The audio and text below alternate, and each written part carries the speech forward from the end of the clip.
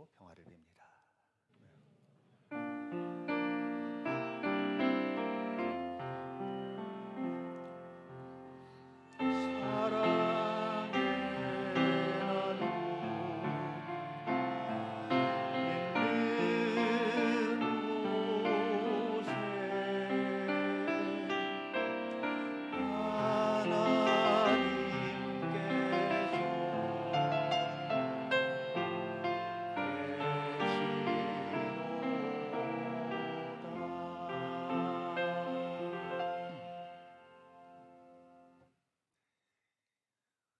네, 감사하게도 우리가 기도하는 기도에 하나님께서 응답하시고 좋은 길로 인도해 주셔서 너무나도 감사하게 생각합니다.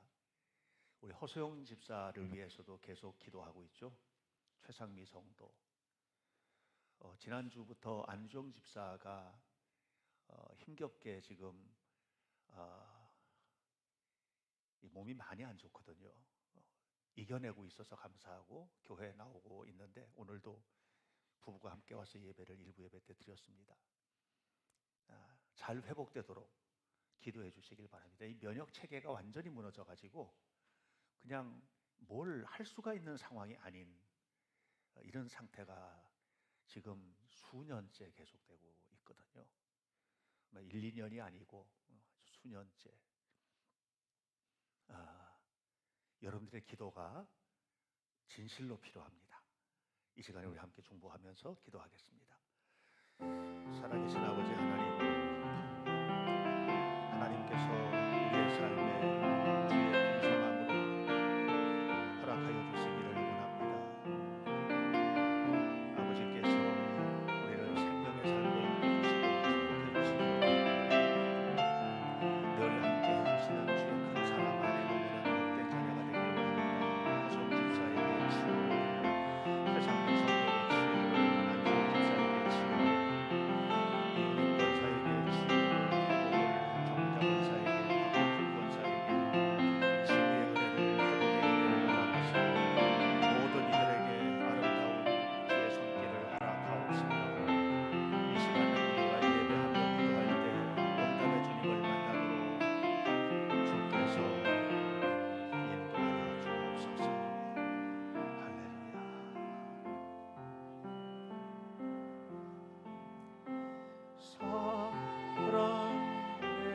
사랑의 나눔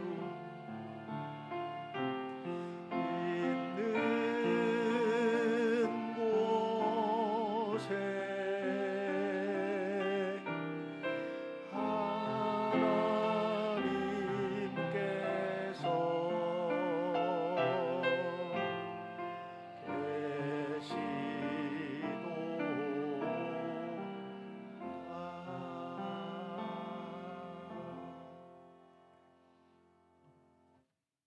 하나님의 이름을 찬양합니다. 사순절을 우리가 이제 보내고 있는데 사순절을 보내면서 제 마음속에는 이제 그런 생각을 하고 있습니다. 주님께서 참 많이 외로우셨겠다, 이 땅에 오셔서. 그 마음을 모르니까 사람들이. 그럼에도 불구하고 가야 할 길을 끝까지 걸어가셨던 주님의 길. 그 길은 어디에서 느낄 수 있을까 하고 저는 저 자신을 한번 되돌아보게 되거든요. 그러면서 이 고독한 순간이 있어요. 사람마다 외로운 순간, 이 고독한 순간, 그런 순간들이 있고, 사람은 많이 만나는데 나 혼자 있는 것 같은 이런 순간들이 있어요. 그런 순간들이 주님과 마음이 통할 수 있는 순간이겠다 하는 생각을 저는 저 개인적으로는 합니다. 제가 많은 사람들의 이야기를 책을 통해서 소개받고 또 직접 만나서 얘기도 나눠보고 하면 사람이 이렇게 쑥 성장하는 지점이 있어요. 쑥 성장하는 지점은 고독한 자리에서인 것 같아요. 그러니까 아무도 몰라주지만 내가 가야 할 길이 있고 그 길을 걸어가야 하는 이런 사명의 자리. 선교사들도 그렇고요.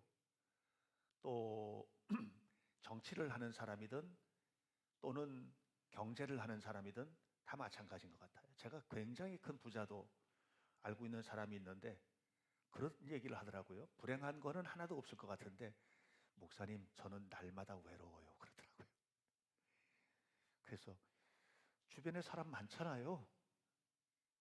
그래도 저는 날마다 외로운데 그 순간이 주님을 바라보는 시간이고 그게 나를 성장시키는 것 같아요. 그런 얘기를 하더라고요. 이번 사순절에 여러분 행복하고 아름답고 좋은 일이 일어나고 그런 속에서 사십시오. 그러나 여러분의 마음을 이 외로움의 자리로 조금 좀 갖다 놓으시고 조용히 그리고 간절히 주님을 만나는 그런 시간들을 좀 묵상하시기를 바랍니다. 이게 굉장히 철학적인 것 같은 얘기죠. 예, 무슨 뭐 수도사가 수도원에서나 할 법한 것 같은 얘기를 지금 하고 있는데 정말 그러셨으면 좋겠다고 생각을 합니다. 제가 이번 사순절을 맞이하면서 두 결의 성경을 읽고 있습니다. 새벽마다 읽는 마태복음, 마가복음, 누가복음, 요한복음, 복음서가 하나고 또 금요일 밤 예배와 주일 예배 때 지금 나누고 있는 로마서 1장, 로마서 전체인데요. 이 두 개를 읽으면서 처음 읽는 사람 같은 마음을 가질 수는 없어요, 제가. 그런데 그런 마음을 좀 가져보려고 애를 쓰고 있습니다. 그 복음서를 처음 읽는 사람처럼 이렇게 보면 낯선 분이 계신 거예요. 우리가 생각하는 거하고는 전혀 다른 어떤 분, 예수님이에요. 그분이 말씀하는 거, 그분이 행동하셨던 거, 그분의 삶, 이건 원석과 같은 것인데, 그런데 그 말씀을 이렇게 보면서 이게 과연 내 삶 속에 그대로 적용될 수 있을까? 오늘 기도하셨던 임정현 권사님도 마태복음의 한 구절을 인용을 하시고 읽었는데 정말 그렇게 살 수 있을까? 이게 이제 복음서를 읽으면서 느끼는 느낌이에요. 그런데 그렇게 살아야 되는 거거든요. 예수님을 믿는 우리는 그렇게 살아야 되는 거거든요. 그래서 정말 그렇게 살 수 있을까? 정말 용서하고 사랑하고 품에 품고 그러면서 살 수 있을까? 그런데 복음서를 읽으면서 그게 가능한 세상을 만나는 거 아니, 로마서를 읽으면서 로마서의 사도 바울이 이야기하고 있는 그런 내용들은 무슨 내용이냐면 1장부터 쭉 해서 읽어나가면 우리가 살고 있는 세상이 얼마나 악한지에 관한 얘기를 합니다. 우리가 살고 있는 세상이 얼마나 악한지, 얼마나 정돈되어 있지 않은지, 얼마나 순리대로 살지 않는지, 세상을 어떻게 뒤집어 놓고 사는지 이런 얘기를 하거든요. 그런데 그런 속에서 바울은 주님의 말씀대로 살아가야 할 이유에 대한 이야기를 합니다. 그래서 제가 로마서를 읽으면서 용기를 굉장히 많이 얻고 있습니다.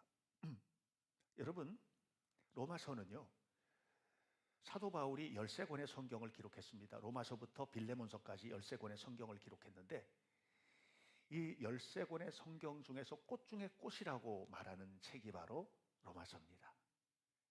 그러니까 사도 바울의 신학의 정점을 찍은, 그래서 보통 목사님들이 그 목회를 하면서 목회의 최고봉이라고 여겼을 때 그때 로마서 강해를 주로 하고 또 그 제 머릿속에는 이분은 진짜 대단한 신학자야 라고 하는 사람 치고 로마서를 안 건드린 사람이 없을 만큼 그만큼 로마서는 대단한 책인데 저는 조금 다른 각도에서 보는 거예요. 로마서를. 로마서는 어떤 책이냐? 우리 삶이 무너질 대로 무너졌을 때 더 이상 떨어질 나락이 없는 만큼 떨어진 사람이 내가 이 자리에서 무슨 희망으로 살아야 될까 할 때, 그때 우리가 잡을 끈앞을 제공해주는 책이 로마서다. 제가 보는 관점에서는. 그러니까 로마서는 우리들의 이야기이고, 사도 바울이 로마서를 쓰면서 사도 바울의 마음을 제가 좀 헤아려 보게 되는데, 목회자로서 그 세상을 바라보면서 아픈 마음, 그 속을 살아가는 성도들을 바라보면서 안타까운 마음, 그 속에서 이겨내느라고 정말 발버둥 치고 몸부림치는 그런 성도들을 바라보면서 박수치는 격려, 이런 것들이 그 속에 담겨져 있는 거예요. 오늘 읽은 로마서 1장 1절부터 7절은 로마서의 아주 최앞에 있는 서두입니다. 인사말이에요. 로마 교회를 향한 인사말이 거기에 기록되어 있습니다. 근데 다른 성경에 비해서 인사말이 좀 깁니다. 보통 이제 로마서 다음에 고린도전서, 고린도후서, 갈라디아서, 에베소서 쭉 나오는데, 거기에 나오는 인사말들은 그냥 한 절 또는 두 절 이렇게 돼 있는데, 이게 7절이나 돼요. 긴 인사말을 했어요. 이 속에 지금부터 2000년 전 살았던, 이게 2000년 전에 기록된 성경이에요. 2000년 전에 살았던 로마 교회 성도들을 향한 바울의 마음, 그리고 2000년을 이렇게 뛰어넘어서 오늘 21세기에 현대교회에서 사순절을 맞이하여 보내면서 함께 하나님 앞에 가기를 원하는 여러분을 향한 하나님의 마음이 담겨져 있어요. 세 개의 단어로 담았습니다. 하나는 복음, 또 하나는 예수 그리스도, 그리고 또 하나는 능력입니다. 저는 우리 현대교회 성도들이 이 사도 바울이 인사말을 통해서 주고 싶었던 그런 격려와 위로와 힘, 이것을 여러분들이 좀 받아 누리셨으면 좋겠습니다. 여러분, 진짜 중요한 거는 아는 게 아니고 누리는 거거든요. 예, 정말 중요한 거예요. 그게 아무리 알아도 누리지 못하면 소용이 없습니다. 아무리 돈을 산더미처럼 쌓아놔도 쓰지 못하면 소용없는 것과 같습니다. 그러니까 여러분들이 이 세 마디 단어를 통해서 우리에게 주고 싶은 것이 무엇이었는지 하는 것들을 좀 깨닫게 되시기를 바라고요. 그래서 좀 더 풍성한 신앙생활을 향하여 발돋움하시기를 축복합니다. 첫 번째, 복음입니다. 자, 우리가 1절부터 2절까지를 함께 읽어보도록 하겠습니다. 함께 시작. 예수 그리스도의 종 바울은 사도로 부르심을 받아 하나님의 복음을 위하여 택정함을 입었으니, 이 복음은 하나님이 선지자들을 통하여 그의 아들에 관하여 성경에 미리 약속하신 것이라. 여기 이제 복음이라는 단어가 반복적으로 나오고 있죠. 사도 바울은 부름을 받았는데 복음을 위하여 부름을 받았다는 거예요. 복음을 위하여 부름을 받았다는 거예요. 그리고 이 복음을 나눠주는 사명을 받았다는 겁니다. 복음. 복음이라는 말은 말 그대로 복된 소식이고요. 쉽게 얘기하면 좋은 소식입니다. 복음에 대하여 가장 먼저 이야기하고 있는 책은 마가복음이에요. 마가복음은 마태복음, 마가복음, 누가복음, 요한복음 이 네 권의 복음서 중에서도 제일 먼저 기록된 복음서가 마가복음입니다. 그러니까 이 복음서 가운데 가장 먼저 기록된 마가복음의 기록자 마가는 첫 번째 1절, 마가복음 1장 1절을 기록하면서 예수 그리스도 복음의 시작이라 이렇게 시작합니다. 나중에 이게 이제 번역되는 과정에서 좀 더 풍성해졌는데, 하나님의 아들 예수 그리스도 복음의 시작이다 그렇게 얘기합니다. 이게 복음이라는 말이 나오거든요. 영어로 이걸 이제 gospel이라고 합니다. gospel.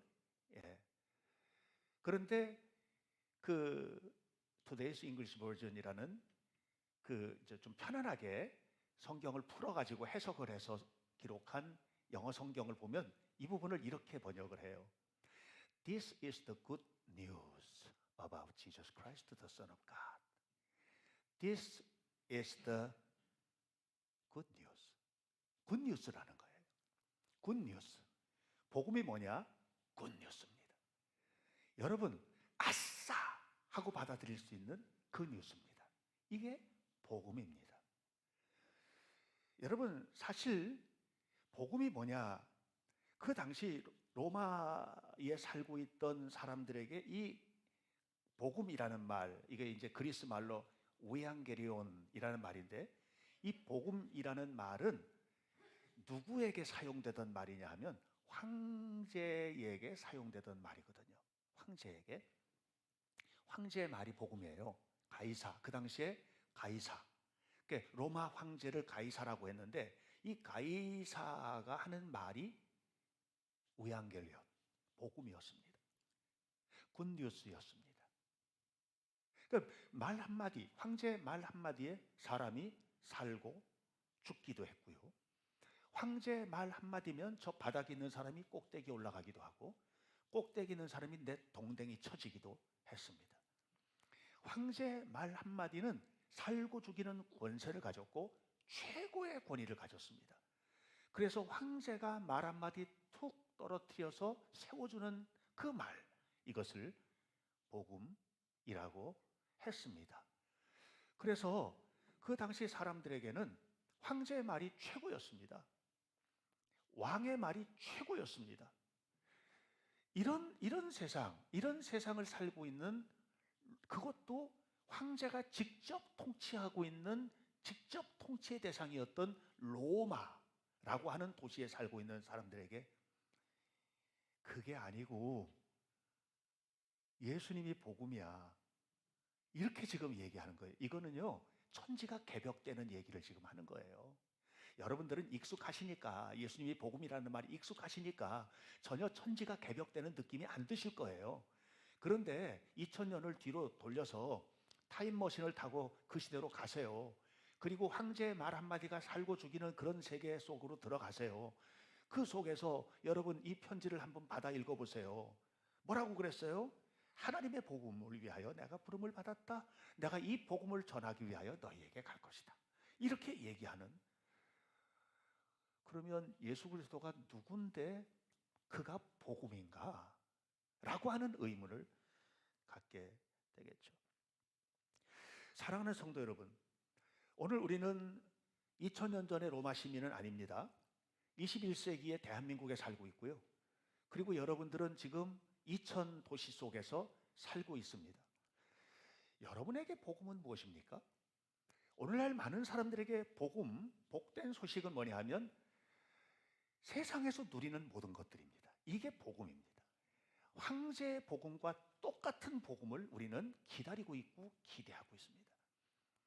세상에서 잘 되는 거, 세상에서 돈 잘 버는 거, 내 자식이 잘 되는 거, 세상을 살아가면서 누릴 수 있는 것들, 이런 모든 것들이 우리에게는 복음입니다. 거기에서 아싸 하는 얘기가 나오지, 주님이 나를 사랑하셔, 이 말 속에는 아싸 이런 말이 안 나오는 그런 세상을 우리가 살고 있는 것입니다.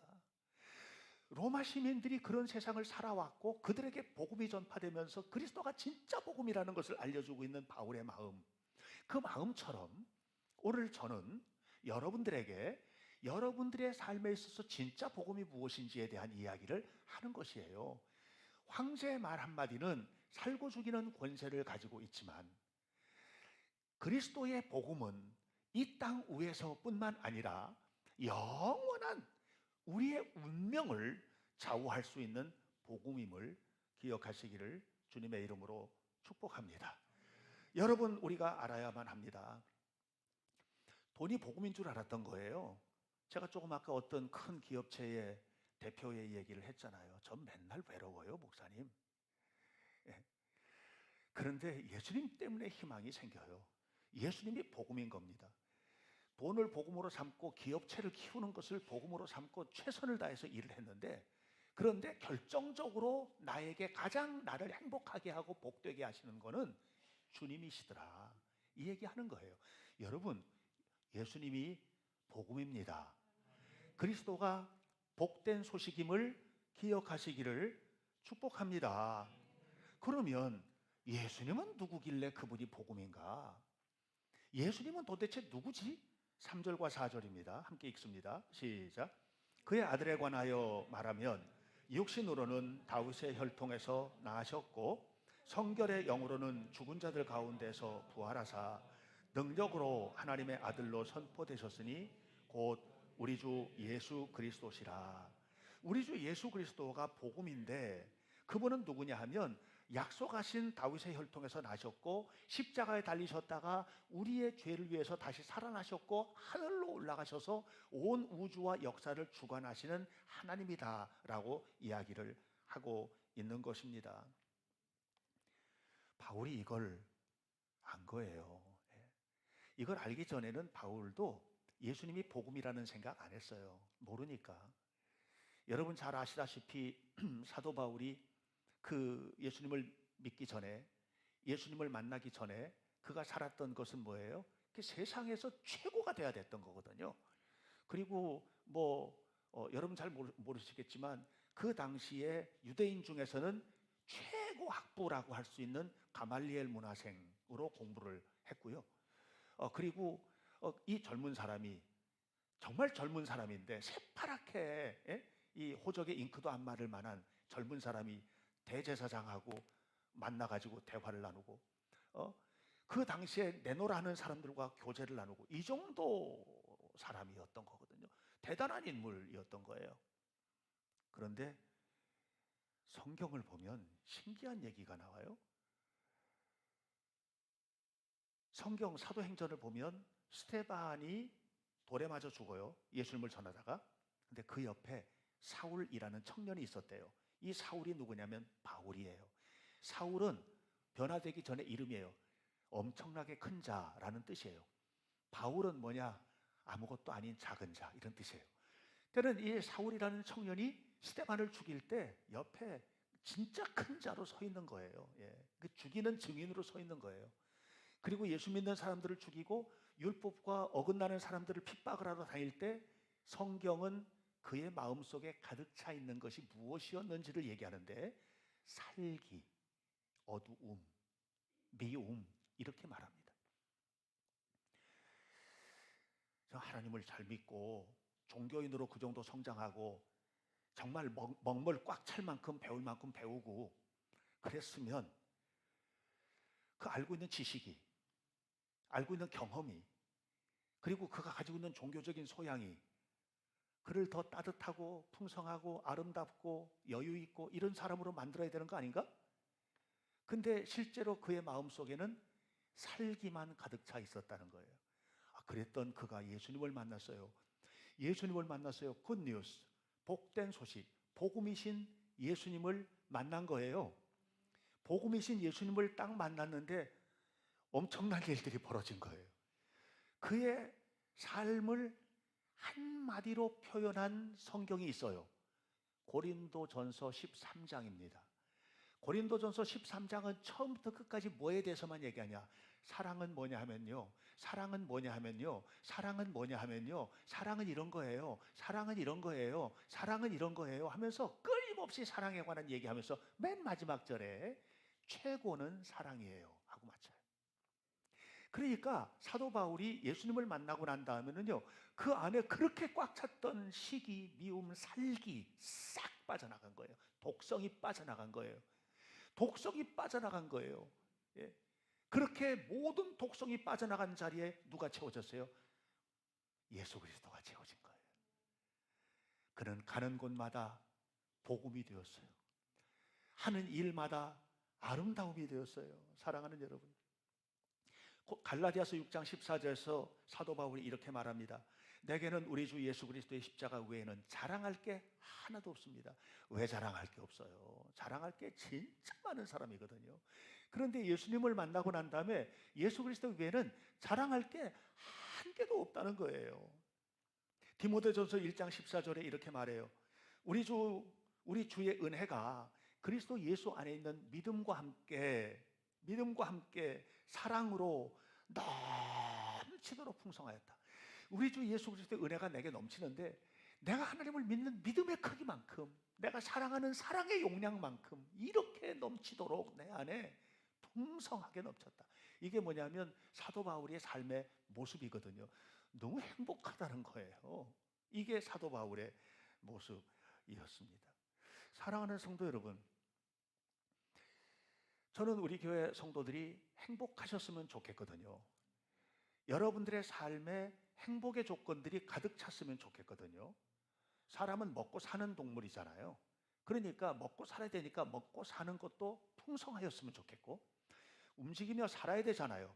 건강도 풍성하였으면 좋겠고, 여러분 자녀들 키우잖아요. 자녀들도 문제도 다 잘 해결됐으면 좋겠고, 앞으로 나아가는 걸음, 앞걸음에 막히는 것이 없이 열려지기를 간절히 바랍니다. 그러나 진짜 간절히 바라는 것은 뭐냐면, 예수님을 잘 믿고 어떤 환경 속에서든지 낙심하거나 굴복하거나 좌절하지 않는 풍성함을 누렸으면 좋겠다. 왜냐하면 우리가 살고 있는 세상은 우리가 이렇게 늘 행복을 누리도록만 그렇게 내버려 두지 않는다니까요. 오래전이에요. 오래전인데 청주에서 사업을 하던 친구, 제가 그 친구가 청주에서 사업을 그렇게 크게 했는지도 몰랐는데, 청주에서 크게 사업을 하던 친구였는데, 우리 교회가 여기 이사 오기 전에 아파트 상가에 있을 때 웬 할아버지 한 분이 올라와서 뒷자리에 앉아 있었어요. 그래서 누구십니까? 했더니 척 보더니 제 이름을 부르면서 행신아 나 몰라? 그러는 거예요. 깜짝 놀랐어요. 내 이름을 그렇게 부르는 사람이 없거든요. 예? 그래서 깜짝 놀라서 이렇게 봤더니 나야, 나 고등학교 친구 누구. 그제서야 알겠는 거예요. 완전히 지금부터 몇 년 전이에요. 예, 한 15년, 20년 전인데 그냥 한 100살이나 먹은 노인 같은 사람. 왜 이렇게 됐냐 그랬더니 사업을 크게 했는데 그 금융위기 미국에서 오면서 환율 그냥 막 급등하면서 사업이 완전히 무너지고 지금 인천에서 택시 운전을 하는데 내가 얼마나 더 살지 모르겠다. 그런 상황이다. 이런 얘기를 하더라고요. 그러면서 그래도 나를 이길 수 있도록 버티게 해주는 게 하나 있는데 내가 그래도 주님이 아니면 못 견뎌. 이 얘기를 하는 거예요. 여러분, 우리가 무너지는 순간들이 와요. 그 정도로는 아니어도 우리의 삶에도 무너지는 순간이 와요. 그 순간에 여러분, 여전히 복음은 돈이 아닙니다. 여전히 복음은 건강이 아닙니다. 여전히 복음은 예수 그리스도이심을 믿으시기를 주님의 이름으로 축원합니다. 왜냐하면 예수 그리스도의 복음이 능력이기 때문입니다. 여러분, 진짜로 능력입니다. 오늘 성경 4절 말씀을 보면 이렇게 기록되어 있죠. 예수 그리스도가 누구냐? 성결의 영으로는 죽은 자들 가운데서 부활하사 능력으로 하나님의 아들로 선포되신 분, 그랬습니다. 이분이 예수님입니다. 16절을 보십시오. 16절 굉장히 중요한데요. 사도 바울이 예수님을 믿는 거 하나도 안 부끄럽다는 거예요. 왜냐? 내가 복음을 부끄러워하지 아니하노니 이 복음은 모든 믿는 자에게 구원을 주시는 하나님의 뭐다? 능력이 됩니다. 능력이라는 거예요. 복음이 능력이라는 거예요. 내 삶의 능력이 복음이라는 거예요. 그렇게 이야기를 하고 있습니다. 여러분, 진짜 예수님은요 능력입니다. 첫 번째, 구원의 능력이십니다. 예수님 아니면 천국 갈 자가 없습니다. 예수님은 구원의 능력입니다. 여러분, 아무리 사랑해도 안 됩니다. 제가 아주 오래전에 처음 개척한 교회에서 어떤 할머니 한 분을 전도를 했습니다. 전도해서 이렇게 교회 나왔는데 며느리는 우리 교회 집사였고, 그래서 전도를 해서 교회를 나오셔서 신방을 갔잖아요. 신방 가서 예배를 드리는데 복음을 소개를 했어요. 연세가 높으신 분이었는데 복음을 소개를 했어요. 그리고 예수님을 잘 믿으면 천국 가시는 거예요. 아셨죠? 그러고 난 다음에 제가 할머니 어떻게 하면 천국 간다고요? 그랬더니 네, 저는요 우리 며느리 발이라도 붙잡고 갈 거예요. 그러는 거예요. 그러니까 이게 모르는 거죠. 모르는 거예요. 뭐가 뭔지. 그래도 그분은 예수 믿고 구원을 받으셨어요. 여러분, 우리가 알아야 돼요. 복음의 능력은 뭐냐? 예수를 믿고 천국 가는 결정적인 최후의 승리. 이게 복음의 능력입니다. 예수님을 믿으셔야만 하는 거예요. 아무리 아니면 예를 들어서 예수님을 믿지 않는데 내가 내 아내 발이라도 붙들고 내 남편 손목이라도 붙들고 그건 안 된다는 거죠. 예수 그리스도가 구원의 능력임을 믿으시기를 축복합니다. 또 한 가지 중요한 것은 예수 그리스도가 삶을 이기는 능력입니다. 여러분, 복음서를 읽다 보면 예수님을 만났던 사람들이 있죠. 마음이 무너졌던 삭개오, 예수님 만나서 일방에 해결이 됐습니다. 여러분, 눈먼 자, 문둥병자, 혈루병 들었던 여자, 38년 된 베데스다의 병자, 이 사람들에게 해결되는 능력은 하나였습니다. 예수님을 진실로 만나서 해결이 된 겁니다. 이게 복음의 능력입니다. 그러므로 여러분, 예수 그리스도가 복음이시고 그리스도가 복음이라면 여러분은 그분의 능력을 누리셔야 해요. 이 능력을 누리시기를 축복합니다. 하나님은요, 여러분에게 좋은 걸 주길 원하세요. 예수 믿으면 구원받는다, 그거는 그냥 일상적으로 주는 거예요. 그런데 진짜로 중요한 것이 있어요. 그건 뭐냐면 여러분의 삶에 필요한 것들이 있잖아요. 이거는 구하셔야 해요. 구체적으로 구하시기를 바랍니다. 제가 이제 우리 손주들을 이렇게 키우는데, 손주들을 보면 이제 그 자식들한테는 못해도 손주들한테는 해주고 싶은 게 되게 많더라고요. 그래서 때 되면 그냥 알아서 선물도 주고, 뭐 어린이날도 선물 주고, 어린이날이 우리 둘째 아들 생일이에요. 근데 뭐 그건 모르겠고, 우리 손주들 어린이날 생일 선물은 주고, 응? 그리고 또 성탄절이 되면 우리 큰아들 생일이거든요.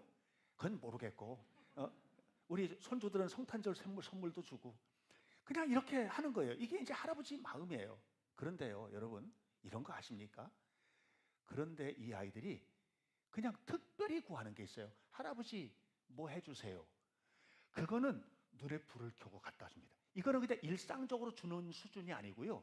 꼭 필요한 거는, 갖고 싶다고 하는 거는 그냥 다 몽땅 다 갖다 주는 거예요. 이게 제가 하는 행동이거든요. 제가 가끔은 그런 생각을 해요. 우리 하나님께서 우리에게 주고 싶은 것들은 다 주셨다. 다 주셨다. 그런데 이제 내가 구하고 싶은 거 구해야지. 응? 여러분, 간절한 마음으로 주님 앞에 구하시길 바랍니다. 진심 어린 마음으로 구하시길 바랍니다. 왜? 그분은 주실 능력이 있다는 얘기예요. 예. 저는 저희 자녀들 키우고 또 우리 성도들과의 관계 속에서 이렇게 할 때도 제가 여러분들에게 해줄 수 있는 것은 내 능력의 범위 속에서 해주는 거예요. 근데 하나님의 능력은 천지와 만물을 창조하시고 우주를 창조하신 하나님 아닙니까? 모든 것을 이루신 하나님입니다. 그 하나님이 능력이심을 믿으시기를 축원합니다. 사도행전 3장 6절로부터 8절을 보면 베드로가 제9시기도 시간에 성전 미문에 있는 안전뱅이를 고치는 장면이 나옵니다. 내가 은과 금은 없다, 예수 그리스도의 이름으로 명하노니 일어나 걸어라, 이렇게 했더니 그가 일어났습니다. 그리고 그냥 막 성전을 들어가며 나오며 뛰며 노래하며 이렇게 회복이 되었습니다.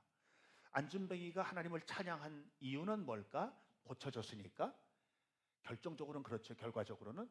그러나 안전뱅이가 하나님을 찬양한 이유는 원인으로 들어가 보면 그리스도의 능력을 경험한 겁니다. 여러분, 이 능력을 경험하시기를 주의 이름으로 축복합니다. 제가 참 좋아하는 화가가 한 명 생겼는데요. 김병종 화백입니다. 아시는 분 계실 거예요. 이분 대단한 화가입니다. 어떤 분이 그 평론을 쓴 걸 봤는데, 그분이 선을 긋다가 꺾이면 산이 되고, 그분이 선을 지켜 올리면 나무가 되고, 그분이 선을 흔들면 바다가 됐다. 그런 말들이 너무 좋은데요. 하여튼 대단한 분이고요. 대형 박물관에 그분의 작품을 소장하고 있고, 그리고 세계 유수한 박물관들, 미술관들이 그분의 작품을 소장하고 있는 그런 분이에요. 크리스찬이에요. 이분의 작품이 서울대 박물관에서도 이제 전시된 적이 있었는데, 그리고 지금은 어디 가면은 늘 볼 수 있느냐면 서초동 사랑의 교회 가면 그 예배당으로 올라가는 복도에 엄청나게 큰 그림이 있대요. 그 그림을 기증을 하면서 김병종 화백이 했던 말이에요. 지하철에서 내려서 급하게 예배당으로 들어가고, 버스에서 내려서 급하게 예배당으로 들어가고, 주차장에다 차 세워놓고 급하게 예배당으로 들어가는데, 이 그림을 보고 지나가면서 한 번만이라도 예수님을 생각하고 갔으면 좋겠다. 이게 이제 그분이 거기다 그림을 기증한 이유예요. 그래서 제가 기회 되면 그분 만나면 우리 교회 마당에도 옆에 좀 하나. 그래서 급하게 오다가도 예수님 한번 생각하고 들어오라고. 여러분 예수님 생각하고 예배당 오셨어요? 그냥 오셨어요? 들어오시면서 주님을 그리워하면서 들어오셨어요? 이런 걸 좀 했으면 좋겠다는 거예요. 사순절에. 그래야 복음이신 그리스도가 능력이 되죠.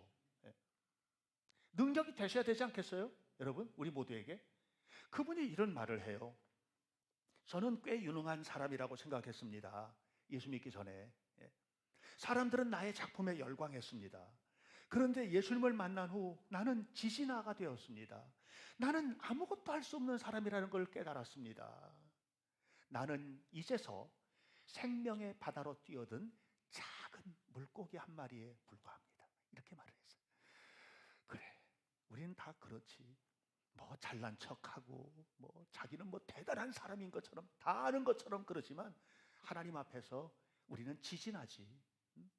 이제 생명의 바다에 뛰어든 작은 물고기 한 마리에 불과하지. 근데 이 이야기를 듣고 이어령 선생님, 돌아가신 이어령 선생님이 했던 말이 저는 또 너무 좋은 거예요. 이렇게 말했어요. 이어령 선생님이 김병종에 대해서 말하면서 그와 나는 생명의 동반자입니다. 주님의 생명을 함께 누리는 동행자라는 거예요. 그래서 내가 그 글 옆에다가 썼어요. 나도. 이렇게 썼어요. 나도. 여러분들도 그 옆에 함께 글을 좀 올리시죠. 나도. 여러분도 그분들과 함께 이제 작은 새끼 물고기 한 마리 정도에 불과한 우리를 품어주는 그 거대한 바닷속에 뛰어든 생명의 삶을 시작합시다. 주님은 그것을 위해서 우리에게 오셨습니다. 여러분 오늘 우리는 무엇입니까? 그리스도가 능력임을 믿는 사람들입니다. 그것이 복음, 진짜 복된 소식은 내 자식이 하버드에서 장학금을 받고 공부하는 이런 거 자랑하는 게 아니라 내가 하는 사업이 너무너무 잘 돼서 돈을 그냥 망태기로 긁어 모으는, 제가 얼마 전에 어떤 집 우리 교회 그 새로 시작하는 가게에 갔더니 거기 있었더라고요. 자루로 돈을 벌어서 새다가 잠자게 하소서. 그렇게 갖다 주는 그것이 복음이 아니라 진짜 복음은 그리스도라는 사실을 알고 그분의 능력이 나의 능력이 되고 그분의 인도하심이 나를 이끄시는 인도함이 되어서 하나님 앞에 살아가는 아름다운 성도가 되십시오. 이를 위하여 이 사순절이 여러분에게 거룩한 변화를 선물하는 축복의 사순절이 되기를 주님의 이름으로 간절히 축복합니다. 기도하겠습니다. 살아계신 하나님, 우리 모두의 삶 속에 하나님의 은혜가 가득하게 하옵소서. 영광의 주님께서 우리와 동행해 주시고 이 사순절의 거룩한 순례의 걸음을 걸어가는 우리가 오직 예수 그리스도만이 복음이시며 그분이 우리의 삶의 능력이심을 믿고 주님을 따라 행하는 은혜로운 성도가 되게 하옵소서. 한 사람도 빠짐없이 주님의 품에 안겨 승리하게 하옵소서. 예수님의 이름으로 기도하옵나이다. 아멘.